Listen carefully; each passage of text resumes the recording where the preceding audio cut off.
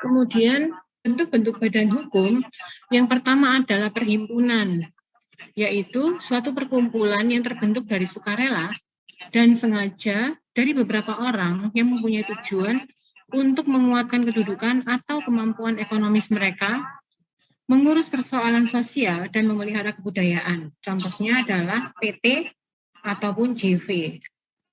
Kemudian yang kedua adalah persekutuan orang,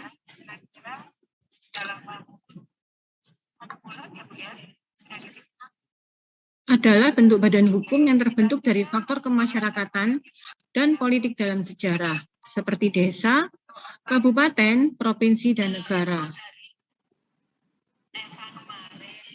Kemudian yang ketiga adalah organisasi, di mana organisasi itu dibuat menurut undang-undang, tetapi selain dua jenis badan hukum di atas.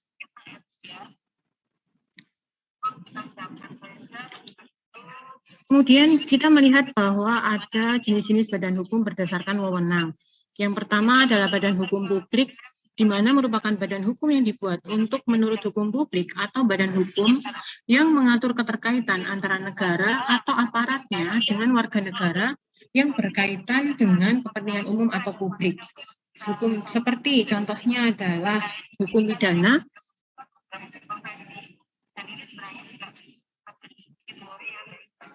hukum tata negara, hukum tata usaha negara, hukum internasional, dan lain sebagainya. Contohnya adalah badan hukum publik adalah negara, pemerintah daerah, dan Bank Indonesia. Sedangkan badan hukum privat adalah badan hukum yang dibuat menurut dasar hukum perdata atau hukum sipil atau sekumpulan orang yang membuat kerjasama atau membentuk badan usaha dan adalah satu kesatuan yang memenuhi syarat yang ditentukan hukum. Contohnya adalah PT atau non-material seperti yayasan. Yang pertama terkait dengan kata otentikasi orang sipil. Mungkin perlu kita pertimbangkan karena pengalaman dari informasi dari Fitri pada saat kemarin yang alasannya mendapatkan asesor yang seperti dioleh ke. Kemudian yang kedua adalah badan hukum yang dibentuk oleh pemerintah atau penguasa. Di mana badan hukum yang dibentuk oleh pemerintah atau penguasa adalah suatu bentuk badan hukum yang dengan sengaja dibuat oleh pemerintah dengan tujuan untuk keperluan dan kepentingan negara, mulai dari lembaga-lembaga negara maupun perusahaan-perusahaan milik negara. Selain itu, bentuk badan hukum ini dibentuk oleh pemerintah dengan berlandaskan undang-undang atau pemerintah yang sah untuk ditaati. Jika badan hukum ini dibentuk dengan menggunakan undang-undang, maka yang terjun langsung dalam pembentukan badan hukum ini adalah Presiden bersama DPR RI. Sedangkan jika badan hukum dibentuk menggunakan peraturan pemerintah, maka yang menjadi pembentuk badan hukum itu adalah Presiden selaku kepala negara.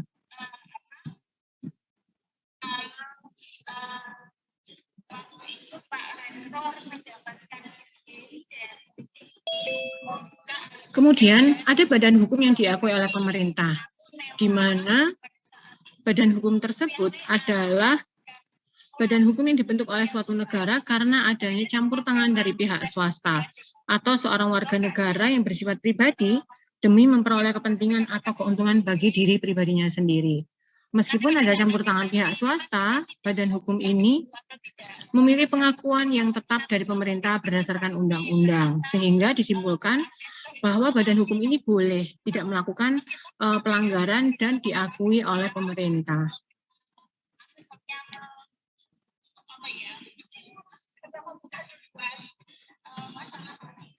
Kemudian ada badan hukum yang diizinkan demi tercapainya suatu tujuan, di mana tujuan dari jenis badan hukum ini bersifat ideal dan menyeluruh dalam bidang pendidikan, sosial, keagamaan, dan lain-lain. Tetapi yang pasti, konsep badan hukum ini dibentuk oleh orang-orang yang bersepakat secara bersama-sama untuk merintis dan mendirikan suatu badan yang berwujud dalam dua bentuk, yaitu berwujud himpunan harta kekayaan yang telah dipisahkan demi mencapai tujuan yang telah ditetapkan dan berwujud yayasan.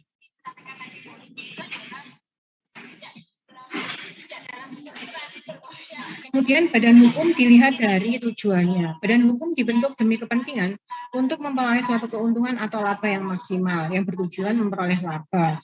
Kemudian yang kedua adalah badan hukum yang dibentuk demi terwujudnya tujuan pemenuhan kebutuhan masyarakat, terutama atau khususnya kesejahteraan para anggotanya. Kemudian yang ketiga adalah badan hukum yang dibentuk karena adanya tujuan yang bersifat sempurna dan hendak dicapai demi kepentingan bersama dalam berbagai bidang, baik dalam bidang kebudayaan, agama, pendidikan, dan sosial.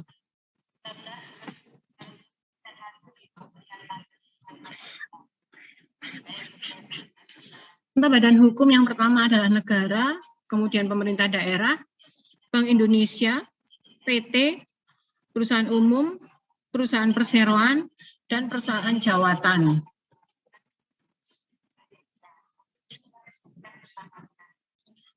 Kemudian, dan usaha berbentuk hukum, yang pertama adalah PT, di mana PT itu merupakan persekutuan modal, didirikan berdasarkan perjanjian, kemudian melakukan kegiatan usaha, dan lahirnya perseroan melalui proses hukum dalam bentuk pengesahan pemerintah. Kemudian, karena PT adalah persekutuan modal, maka pemegang saham hanya bertanggung jawab sebatas saham yang dimilikinya dan tidak meliputi harta kekayaan pribadinya. Jadi terpisah. Saham tok, kemudian harta milik pemiliknya tok, berbeda, terpisah. Kemudian yang kedua adalah yayasan. Yayasan merupakan badan hukum yang terdiri atas kekayaan yang dipisahkan dan diperuntukkan untuk mencapai tujuan tertentu di bidang sosial, keagamaan, dan kemanusiaan yang tidak mempunyai anggota. Adanya adalah pengurus, bukan anggota. Kemudian yayasan bisa melakukan kegiatan usaha untuk menunjang pencapaian maksud dan tujuannya dengan cara mendirikan badan usaha dan atau ikut dalam suatu badan usaha. Kemudian yang ketiga adalah koperasi, di mana koperasi adalah badan usaha yang beranggotakan orang, seorang atau badan hukum dengan melandaskan kegiatannya berdasarkan prinsip koperasi sekaligus sebagai gerakan ekonomi rakyat. Kemudian sifat dari koperasi adalah sukarela dan tidak ada paksaan, juga terbuka. Jadi siapapun boleh menjadi anggota koperasi. Kemudian yang berikutnya adalah dan usaha bukan berbentuk badan hukum. Jadi ada dua hal yang berbeda di sini ya. Kalau tadi yang saya sebutkan di pertama tadi adalah badan hukum, kemudian ada sendiri badan usaha, tapi bukan berbentuk badan hukum.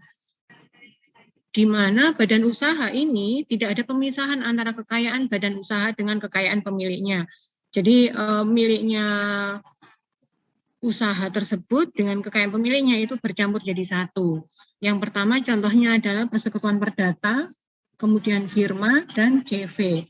Jadi kalau Anda lihat misalnya di jalan gitu ya, ada pelang CV, maju mundur gitu ya, itu berarti dia di dalamnya dia bukan badan hukum tapi badan usaha dan tidak ada pemisahan antara kekayaan milik badan usaha tersebut dengan kekayaan pemiliknya. Kemudian ada beberapa teori tentang badan hukum. Yang pertama adalah teori fiksi, menyatakan bahwa badan hukum semata-mata buatan negara saja. Hanya fiksi, yakni sesuatu yang sebenarnya tidak ada. Tapi orang itu menghidupkannya dalam bayangan subjek hukum yang dapat menjalankan perbuatan hukum seperti manusia. Yang kedua adalah teori harta kekayaan, muncul dan dikemukakan oleh seorang dari Jerman, kemudian membahas bahwa badan hukum hanya sebagai badan dengan keperluan tertentu dan manusia yang menjadi subjek murni dari sebuah hukum tersebut. Kemudian teori berikutnya adalah teori kekayaan bersama yang dinyatakan oleh seorang Jerman, di mana pada teori ini dinyatakan bahwa badan hukum tidak lain adalah sekumpulan manusia yang mempunyai hak dan kewajiban masing-masing. Teori ini tidak menganggap badan hukum sebagai abstraksi ataupun organisme. Untuk itu, apa yang merupakan hak dan kewajiban badan hukum adalah hak dan kewajiban anggota bersama. Dan juga kekayaan badan hukum juga milik bersama, tidak dapat dibagi. Karena itu biasanya kalau ada sengketa di badan hukum itu proses penyelesaiannya agak susah, karena memang menurut teori ini bahwa kekayaan badan hukum itu milik bersama, tidak bisa dibagi-bagi. Kemudian berikutnya adalah teori organ, di mana badan hukum adalah sebuah abstrak atau fiksi, dan juga bukan kekayaan atau hak yang tidak mempunyai subjek, tetapi badan hukum juga merupakan suatu organisme real yang benar-benar berwujud dalam pergaulan hukum, sehingga dapat membentuk kemauan sendiri dalam perantara alat yang ada padanya adalah ada pengurus dan anggota-anggotanya. Berikutnya adalah teori kenyataan atau kenyataan yuridis, dinyatakan oleh sarjana Belanda. Menurut teori ini, badan hukum merupakan perwujudan nyata dan konkret seperti manusia, meskipun tidak dapat diraba, tetapi memberikan pendekatan bahwa seharusnya dalam mempersamakan badan hukum dengan manusia terbatas sehingga pada bidang hukum saja.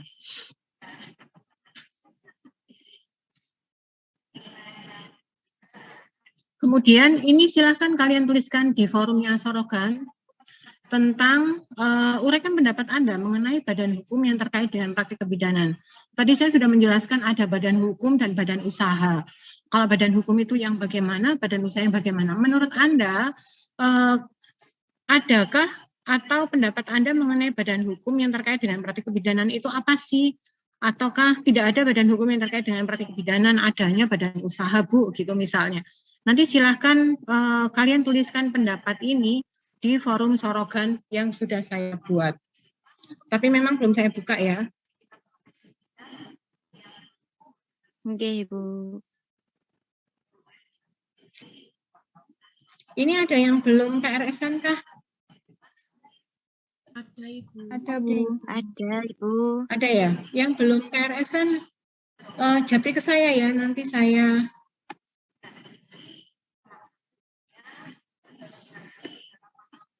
saya absenkan manual di Pak Iwan. Oke, Ibu.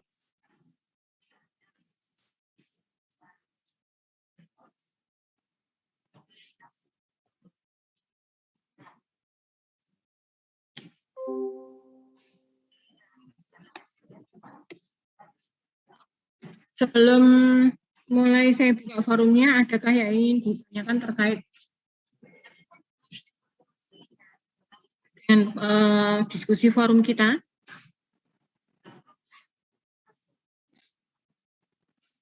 Kita sampai jam berapa ya? .30 Oke, forumnya saya buka sampai dengan 15.30. Oke, Ibu. Berarti ini langsung pindah ke forum ya, Bu? Iya, Oke, terima kasih. langsung pindah ke forum, kemudian materinya sudah ada di Sorogan ya, kalau membutuhkan. Oke, Ibu.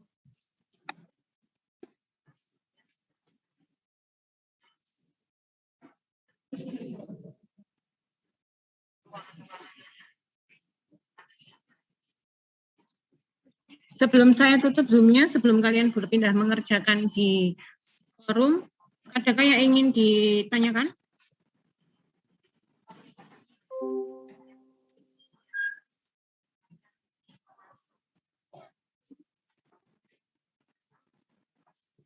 Cukup jelas diskusinya ya? Oke, Ibu. Oke, Ibu. Oke.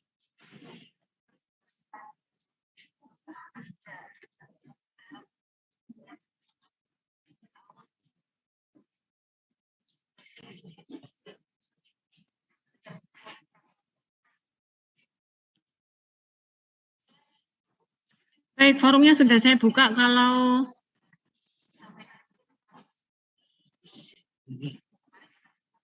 Kalau tugasnya sudah cukup jelas, saya tutup Zoom-nya.